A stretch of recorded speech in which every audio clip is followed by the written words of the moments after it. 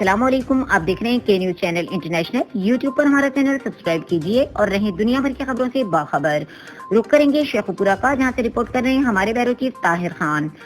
Shekau پورہ سابق وزیر اعظم پاکستان شاہد خاقان عباسی، سینیٹر سعدیہ عباس، مصدق ملک، مفتاح اسماعیل کی میاں جاوید لطیف کی رہائش گاہ پر آمد۔ میاں امجد لطیف سے ملاقات، یکجہتی کا اظہار اور ان کے غداری کیس میں گرفتاری کی مذمت کی گئی۔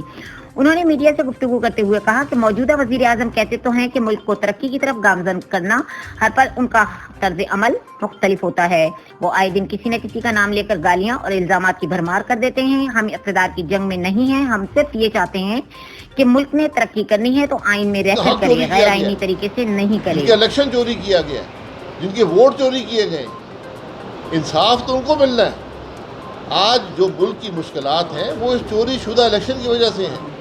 آپ یقین کریں کوئی اور وجہ نہیں ہے کہ ہمارا ملک، ہم نے 31 مئی 2018 کو ہم نے حکومت چھوڑی، اس وقت ملک کے کیا حالات تھے۔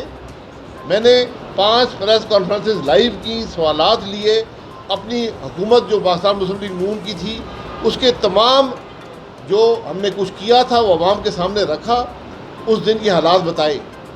آج آپ پاکستان میں کسی شخص سے پوچھ لیں، ملک وہاں سے بہت نیچے آ گیا۔ اس کا جواب کوئی دے سکتا ہے؟